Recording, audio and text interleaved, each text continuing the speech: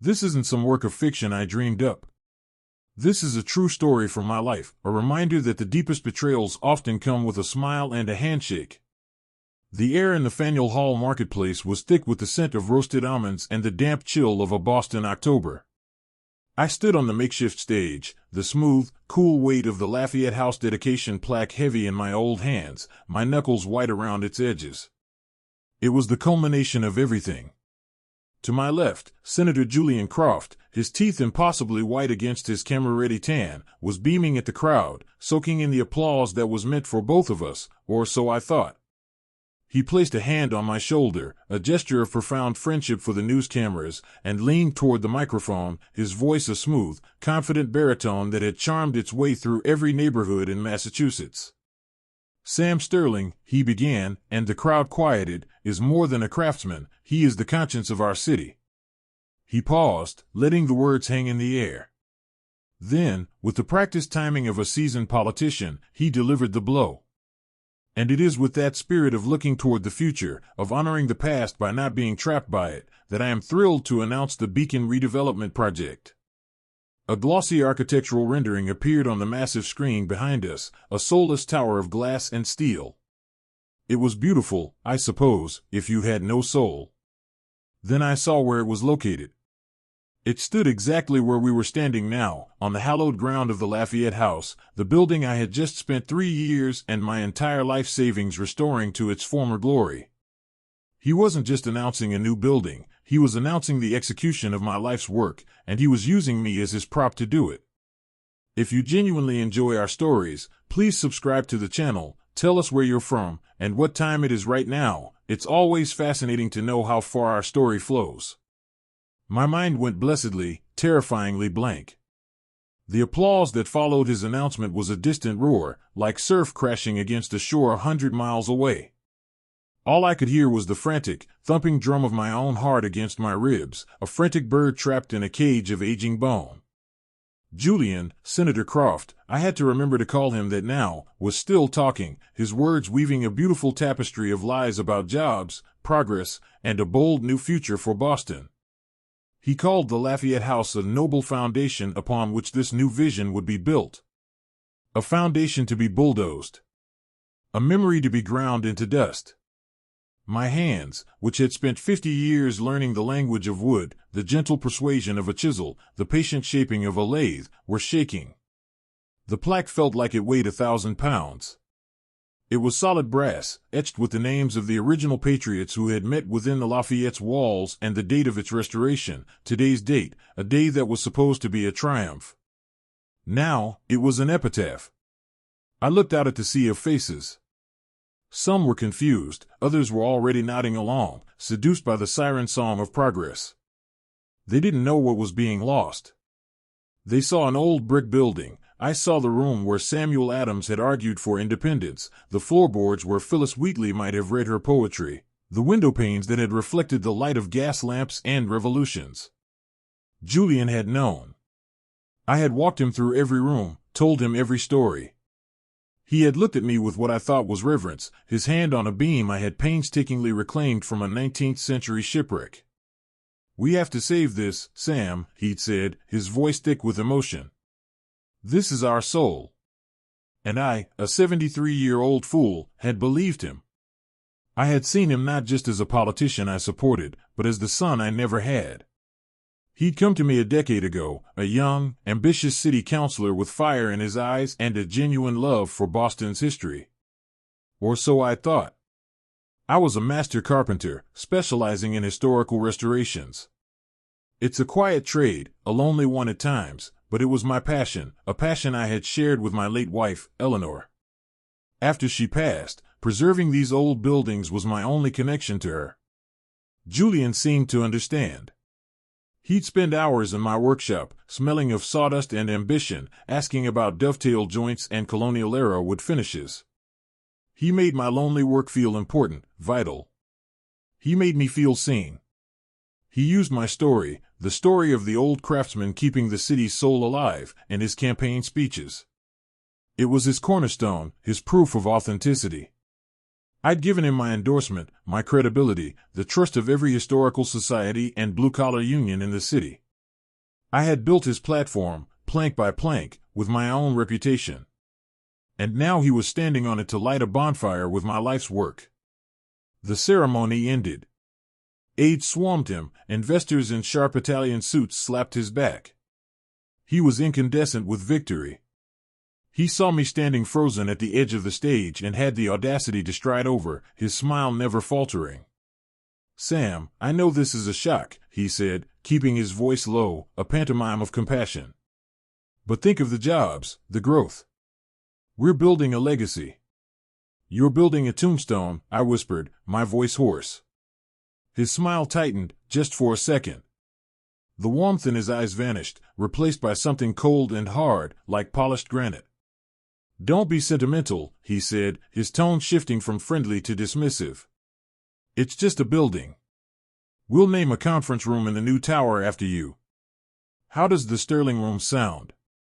He clapped my shoulder again, a gesture no longer of friendship, but of dominance. Of dismissal. Then he was gone, swallowed by a crowd of admirers, leaving me alone on the stage with a useless brass plaque and the sickening, metallic taste of betrayal in my mouth.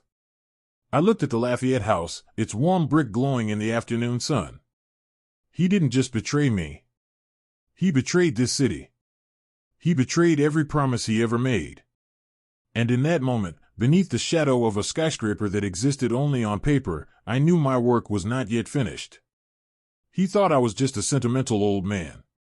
He was about to find out what a man with nothing left to lose could do. He had forgotten the first rule of carpentry: measure twice, cut once. He had made his cut. Now, it was my turn to measure. The weeks that followed were a special kind of hell, a slow, grinding descent into irrelevance. Julian's PR machine was a marvel of modern propaganda. I was painted as a geriatric Luddite, a sweet but delusional old man clinging to a past that was holding back Boston's glorious future. Newspaper articles quoted anonymous City Hall sources who expressed sadness that Sam Sterling couldn't see the bigger picture. A slick television ad featured a young, diverse cast of actors in hard hats, talking about the thousands of jobs the Beacon redevelopment project would create, all while standing in front of a computer-generated image of the gleaming tower that would soon replace my life's work. My friends, the ones who had patted my back at the dedication ceremony, now avoided my calls. They had mortgages to pay, children in college, political favors they couldn't afford to lose. The unions I had stood with on picket lines for 40 years issued a statement praising Senator Croft's commitment to labor. I was an island, and the tide of public opinion, expertly guided by Julian, was rising fast. I tried to fight back through official channels. I filed petitions with the Boston Landmarks Commission, citing the Lafayette House's undeniable historical significance. My petitions were mysteriously lost in bureaucratic limbo, buried under mountains of paperwork. I wrote letters to the editor of the Boston Globe, only to have them published in a truncated form, stripped of their fire and context, making me sound like a rambling crank. Julian was everywhere, his face on every news channel, his voice a constant, soothing presence on the radio. He was a master. He never attacked me directly. Instead, he patronized me. "Sam Sterling is a city treasure," he'd say with that damnable, sincere smile. His passion is what makes Boston great. But a city, like a man, must grow. It cannot remain a museum piece. He was framing the debate as the past versus the future, sentimentality versus progress. And he, the handsome, Kennedy-esque senator, was the future. I was a relic. I sold my workshop. I had to. The legal fees from my failed injunctions were piling up, and the money I'd sunk into the Lafayette House restoration had drained my savings. Watching them load my lathes, my saws, my planers, tools that felt like extensions of my own hands, into a truck was like watching my own funeral. The workshop was my sanctuary, especially after Eleanor passed. The scent of cedar and varnish was my only comfort. Now, it was just a hollow, echoing space filled with sawdust ghosts. I moved into a small, one-bedroom apartment in the North End, a place that smelled of garlic and simmering resentment. My days bled into one another in a gray, featureless fog. I'd walk the city, a ghost in my own town, and end up across the street from the Lafayette House. A chain-link fence now surrounded it, adorned with a massive sign bearing the logo of a company I'd never heard of, Ethelred Development. Beneath it, in bold letters, building Boston's future, in partnership with Senator Julian Croft. The name, Ethelred, stuck in my craw. It sounded too grand, too deliberate. It was the name of an old English king, nicknamed the Unready. It felt like a private joke at my expense. One rainy Tuesday, drowning my sorrows in a bowl of minestrone at a small cafe, I saw him on the television above the bar. It was an interview on a national news network. He was talking about his infrastructure bill, looking senatorial and important. The host praised him for his bold urban renewal initiatives. My soup turned to ash in my mouth. That's when the fog of despair began to burn away, replaced by the cold, clear light of rage. He had not just beaten me. He had erased me. And he had done it with such casual, smiling cruelty. I was 73 years old. My wife was gone. My work was gone. My reputation was in tatters. What did I have left? The answer came to me as I stared at the screen. I had my memory. I had my knowledge. Julian saw Boston as a series of opportunities, a chessboard for his ambition. But I knew its secrets. I knew the stories whispered by its cobblestones, the history hidden in the mortar of its ancient bricks. He had built his career on a foundation of lies, using my authenticity as his primary material. It was time to see how well his structure held up when I started pulling out the nails. I went home to my small apartment, the fire in my gut burning hotter than any forge. I pulled out a box from under my bed, a box I hadn't opened since Eleanor died. It was filled with her research. She had been a historical archivist for the city, a meticulous, brilliant woman who loved Boston's history even more than I did. Her life's work was a collection of old maps, forgotten deeds, and notes on an endless stream of City Hall minutiae. For years, I'd seen it as her hobby. Now, I saw it as an arsenal. I spread the contents across my small kitchen table. The paper was brittle, the ink faded. It was a mess of timelines, property records, and zoning changes going back 50 years. Somewhere in this beautiful, chaotic labyrinth of my wife's passion, I knew I would find a thread. A loose thread that, when pulled, would unravel everything Julian Croft had built. The hunt had begun. He thought the battle was over, but he had only won the first skirmish. The war for the soul of Boston, and for my own, was just beginning. I poured a cup of coffee, the first one that didn't taste like defeat, and I got to work. My apartment became a command center, the walls slowly disappearing behind a patchwork of Eleanor's old maps and my own frantic-looking diagrams connected by red yarn. I was no detective, but I had something better, a carpenter's patience and an old man's disregard for sleep. My first target was Ethelred Development.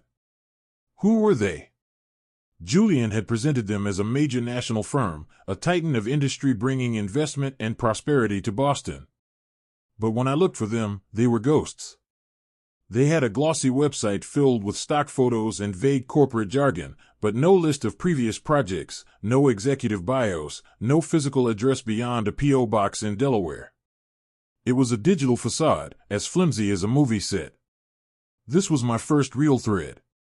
I spent days at the Boston Public Library, not in the bright, modern sections, but in the dusty, silent archives in the basement, a place that smelled of decaying paper and forgotten time. The librarians, women in their 60s with kind eyes and encyclopedic knowledge of the city's filing systems, became my silent co-conspirators. I started with the land registry records for the Lafayette House property. I traced its ownership back, deed by deed, century by century. Then I cross-referenced it with city council meeting minutes, zoning variance applications, and tax assessments. It was like peeling back layers of old wallpaper. Decades of political promises, backroom deals, and bureaucratic grime. And then I found it. A discrepancy. A tiny, almost insignificant clerical error from 6 months ago. The property, which had been under the protection of the city's historical trust for over a century, had been reclassified. Its protected status was downgraded due to a structural integrity report that claimed the building was a public hazard beyond saving. I knew that was a lie. I had spent 3 years making that building more structurally sound than the State House. The report was a forgery, a convenient fiction to justify the demolition. The request for the report had been fast-tracked, pushed through the system with unusual speed. And the signature at the bottom of the authorization request belonged to a junior aide in the city planning office, a young man who, I discovered after a few more hours of digging, was Julian Croft's nephew. That was the nail. The connection. But it was circumstantial. It wasn't enough. I needed the hammer. Julian's power was absolute. He was the city's favorite son. His face was on billboards, his name on plaques. He had an army of lawyers who could bury me in motions and injunctions until I was broke, or wait, I already was. He had the press, who hung on his every word. I went to see a reporter at the Globe, a man I'd known for years, and laid out what I'd found. He looked at my papers, his eyes filled with a mixture of pity and exhaustion. "Sam, it's a good story," he said, handing the file back to me. "But it's not enough. It's your word against a sitting U.S. Senator. He'll say it's a clerical error. He'll fire the nephew and claim he knew nothing. He'll express his deepest sympathies and move on. You need something concrete. Something irrefutable." He was right. Julian was insulated, protected by layers of plausible deniability. To get to him, I would need to detonate a bomb, not just light a match. The feeling of helplessness began to creep back in. I was sitting in the Green Dragon Tavern, one of the oldest pubs in the city, nursing a beer and staring at a portrait of Paul Revere. What would he have done? He wouldn't have given up. He would have found another way. He would have rallied his allies. But who were mine? I was a political pariah. That's when I remembered Arthur Pym. Arthur was a retired city surveyor, a brilliant, cantankerous old man who had been forced into early retirement a few years back. He'd been an immovable object, a man who refused to sign off on projects that cut corners or violated zoning codes.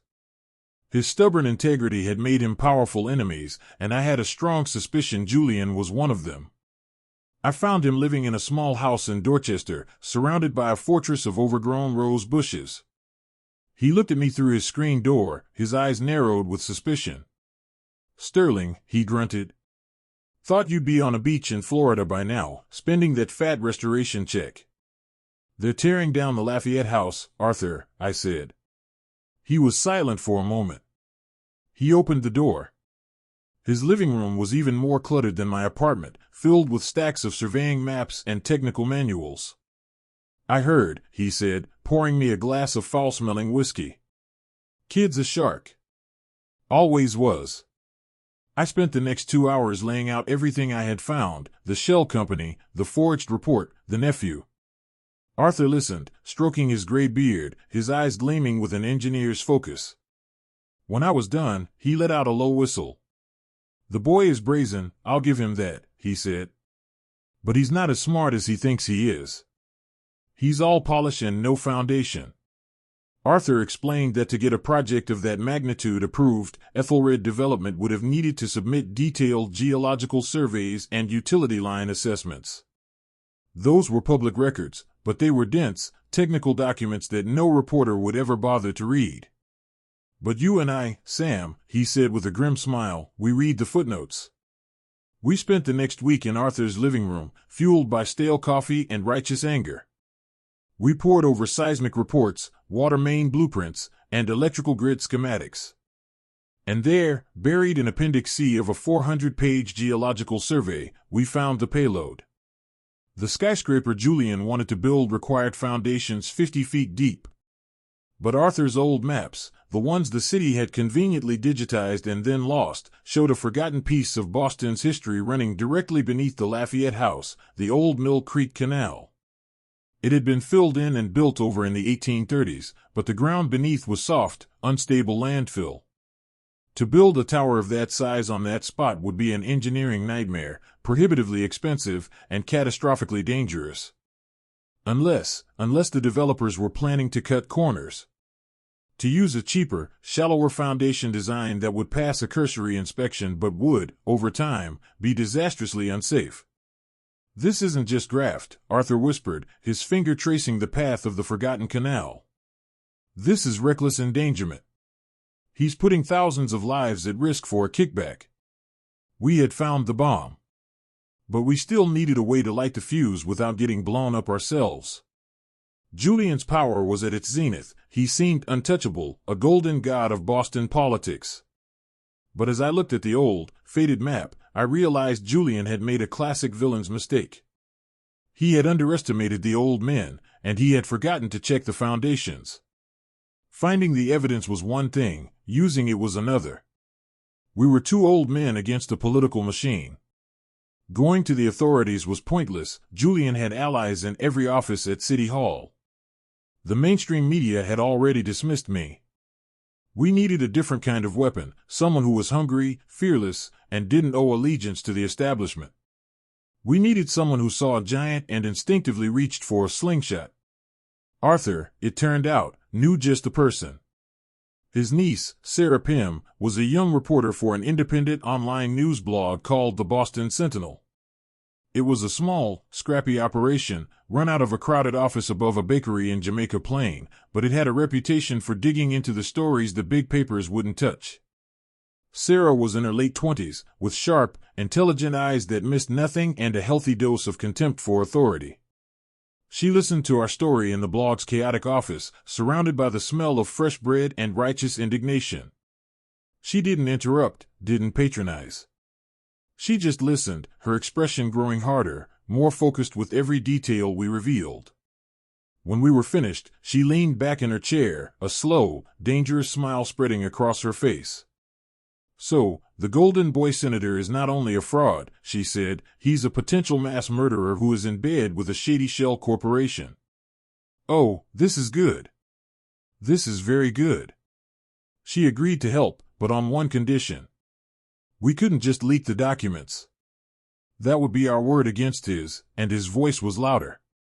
We needed more. We needed to find the money. We needed to tie Julian Croft directly and irrefutably to Ethelred development. The task felt impossible. Ethelred was a ghost, a series of shell corporations nested inside one another like Russian dolls, leading to an offshore account in the Cayman Islands. It was a financial fortress. But I had an idea. It was a long shot, a wild card based on a carpenter's intuition about human nature. Politicians like Julian, I told Sarah and Arthur, they're narcissists. They believe they're untouchable. They get sloppy. The real proof won't be in some bank in the Caymans. It'll be closer to home. Hidden in plain sight. I remembered something from the restoration. While reinforcing the main fireplace in the Lafayette House, I had found a small, hidden compartment behind a loose brick. It was empty, probably a smuggler's hideout from the 18th century. But the main city library, a beautiful McKim building that I had helped restore 20 years ago, was full of similar nooks and crannies. Julian had championed the library's renovation. He had his own private study there, a perk given to him as the head of the Senate Oversight Committee. What if he was arrogant enough to hide his dirty work in a place that so publicly symbolized his commitment to the city? Sarah was skeptical, but she was tenacious. She used her press credentials to get access to the library's archives, ostensibly for a story on the renovation. She spent 2 days searching Julian's study, a magnificent room paneled in dark mahogany. She found nothing.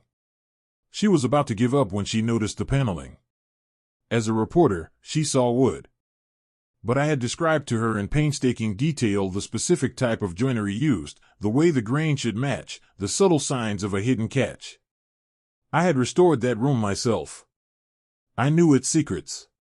Behind a section of paneling next to the fireplace, she found it.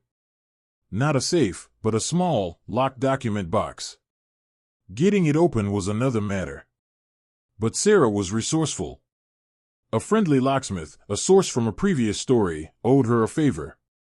What we found inside was better than we could have ever imagined. It wasn't just financial records. It was Julian's entire playbook. There were incorporation papers for Ethelred, showing a trust that was discreetly managed by his brother-in-law. There were printouts of emails discussing the forged structural report. And there was the prize, a signed, preliminary development agreement between Ethelred and the city. It was dated 3 weeks before the Lafayette House was officially condemned. The document was a smoking gun, proving he had been planning to destroy the building and cash in on the deal long before he stood on that stage with me, his arm around my shoulder, calling me the conscience of the city. We had him. We had everything. But Sarah wasn't satisfied with just writing an article. An expose would hurt him, but he was a survivor. He would spin it, blame his staff, sacrifice his brother-in-law, and weather the storm. We can't just expose him, she said, her eyes burning with intensity. We have to destroy him. Publicly. Humiliate him in the same way he humiliated you, Sam. The plan she devised was audacious, theatrical, and utterly terrifying. Julian was scheduled to host a major, televised town hall meeting in Faneuil Hall in 2 weeks. It was meant to be a victory lap, a public celebration of the Beacon redevelopment project. He's building a stage for his own coronation, Sarah said with a wolfish grin. Let's turn it into a public execution. The turning point for me, the moment the last of my fear was replaced by cold, hard resolve, came late one night. I was walking past the Lafayette House. The demolition crew had already started putting up scaffolding. On the chain-link fence, someone had spray-painted, "Progress is coming." I thought of Eleanor, of the promise I'd made to her to protect the city's soul. I thought of Julian's smug, condescending smile. He hadn't just tried to erase a building, he had tried to erase my life, my love, my legacy. The old man who had stood defeated on that stage 2 months ago was gone. In his place was someone Julian Croft had never met. And he was coming for him. The 2 weeks leading up to the town hall were the longest of my life. It was a silent, nerve-wracking war fought in whispers and encrypted emails. Sarah worked like a woman possessed, writing the definitive story of Julian's corruption, lining up her sources, and preparing the evidence for publication. Arthur, using his old contacts in the city's S/V department, found us an ally, a young technician who despised Julian's arrogance and was willing to help us hijack the presentation screens at the town hall. My role was the most difficult. I had to do nothing. I had to remain the ghost, the forgotten old man. I had to let Julian believe he had won so completely that he wouldn't even see me as a threat anymore. I forced myself to walk past his campaign headquarters every day, a frail, stooped figure, just to make sure they saw me, to reinforce their narrative of my defeat. I could feel their pitying glances from the windows. It was the perfect camouflage. The night of the town hall, the air inside Faneuil Hall was electric. The place was packed to the rafters with a hand-picked crowd of Julian's supporters, union workers promised jobs, and a massive contingent of local and national media. It was a coronation, just as Sarah had predicted. Julian was at the peak of his power, basking in the adoration of the crowd, his handsome face projected onto 3 enormous screens flanking the stage. He was the king in his court. I was standing at the back of the hall, near a service exit, my heart hammering against my ribs. Arthur was next to me, gripping my arm, his knuckles white. Across town, Sarah was hitting the publish button on her article. The first digital domino had fallen. Julian began his speech. He was magnificent, a master orator at the top of his game. He spoke of vision, of legacy, of a bold future for Boston. He painted a picture of prosperity so vivid you could almost touch it. He even had the gall to mention my name. I want to acknowledge my friend, Sam Sterling, he said, his voice dripping with false sincerity. His passion for our city's history is an inspiration. But we cannot let nostalgia become an anchor that holds us back from our destiny. The crowd roared its approval. A few people turned to look at me with sympathy. I held their gaze, my face a mask of weary resignation. Inside, a cold fire was raging. The plan was for me to get to one of the audience microphones during the Q&A session. It was the moment of highest risk. His staff had been instructed to keep me away, to shut me down if I tried to speak. But Julian, in his hubris, had made a fatal error. He truly believed he was beloved, and to be seen denying a frail old man a chance to speak would look bad. I saw my chance. As the sycophantic questioner finished praising the senator, I moved. I was surprisingly fast for a 73-year-old.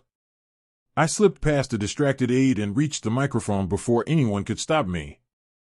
A security guard started moving toward me, but Julian, with a magnanimous wave of his hand, stopped him. "It's all right," he said into his microphone, a warm, patronizing smile on his face. "Let the man speak. Sam, it's good to see you." The cameras all swung to me. I could feel the heat of the lights, the weight of 1,000 pairs of eyes. My throat was dry as dust. For a terrifying second, I thought I would fail, that the words would die in my throat. Then I looked at Julian's face on the giant screen, at his smug, confident smirk, and the fire in my gut roared back to life. "Senator," I began, my voice quiet but steady, carrying through the vast hall. "You speak of anchors. You speak of destiny. I am here to speak of the truth." Julian's smile faltered slightly. This wasn't the rambling, defeated speech he was expecting. "You stood on a stage with me and called the Lafayette House the soul of the city," I continued, my voice rising with each word. "And you did so knowing you had already signed its death warrant." A murmur went through the crowd.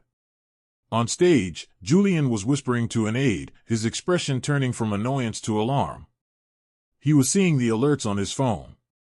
Sarah's article was live.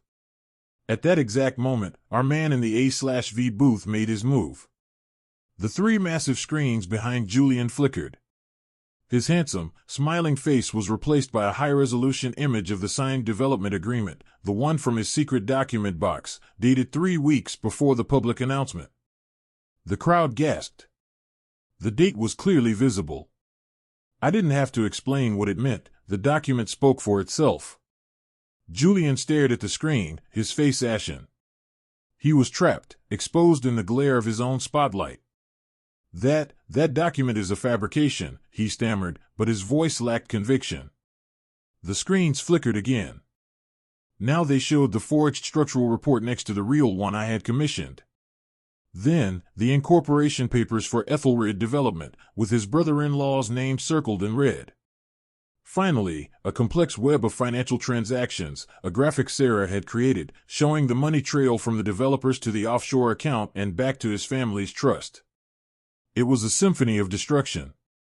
Every lie he had ever told was being laid bare, methodically, brutally, on the very stage he had built to celebrate his triumph. I still had the microphone. All eyes were back on me. "You talk about building Boston's future," I said, my voice now ringing with an authority I hadn't felt in years.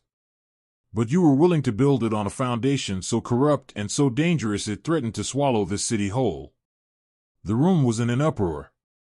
The union workers looked confused, then angry, realizing they'd been used.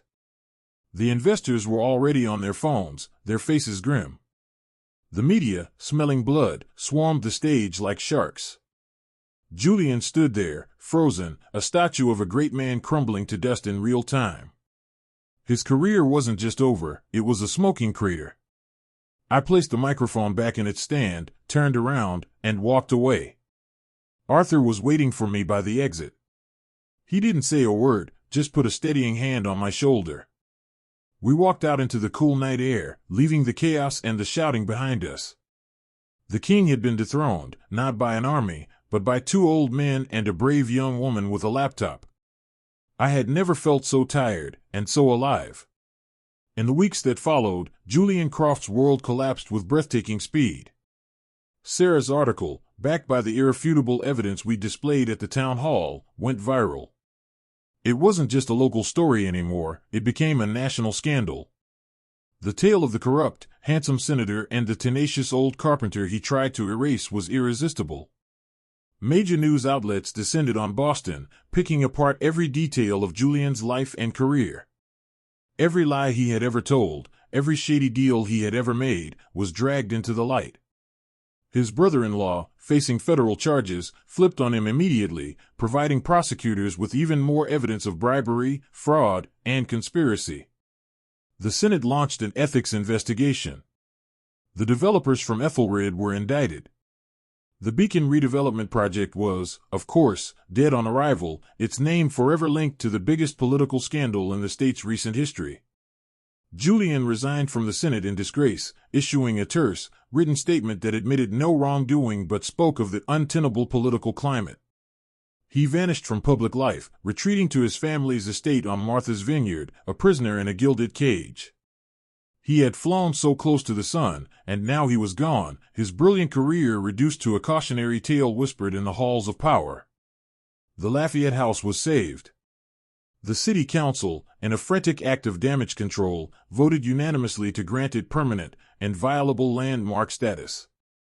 The chain-link fence and the Ethelred sign came down. The scaffolding, once a harbinger of demolition, was now used by a new crew, a crew I was supervising, to complete the final touches of the restoration. Life returned to a quiet, peaceful rhythm. Arthur and I would meet for coffee every Tuesday morning, two old conspirators quietly enjoying our victory.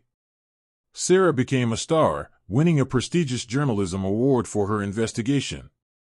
She was offered jobs at national newspapers but chose to stay with the Boston Sentinel, saying she preferred keeping the local bastards honest. She still came by the Lafayette House sometimes, just to sit on the porch and talk. Sometimes, people would stop me on the street. They'd shake my hand, call me a hero. It was strange. I didn't feel like a hero. I just felt like a man who had refused to be erased. Vengeance, I discovered, was not the sweet, triumphant thing I had imagined. It was a heavy, quiet thing. It didn't fill the void that Eleanor's passing had left in my life. It didn't make me feel young again. It just settled the accounts. It put things right. One crisp autumn evening, a year after that disastrous town hall, I was finishing my work for the day at the Lafayette House. The restoration was finally, truly complete. The floors gleamed, the old glass in the windows caught the golden light of the setting sun, and the air smelled of lemon oil and old, honest wood. I was polishing the brass dedication plaque by the front door, the same one that had felt so heavy in my hands on that terrible day. It was my name on the plaque, alongside the names of patriots and founders. My legacy was no longer in question. I stepped back to admire my work, my hands resting on the warm brick of the building. I had won. The building was safe. Julian was gone. I should have felt joy, a sense of soaring triumph. Instead, I just felt a profound stillness, a quiet, chilling peace. I had protected my wife's memory and the soul of my city. But to do it, I had to become something I never thought I would be, a destroyer. Julian had wanted to build a monument to his own vanity. Instead, I had made sure his only legacy was one of ruin. He tried to bury history, so I buried him with it. The end.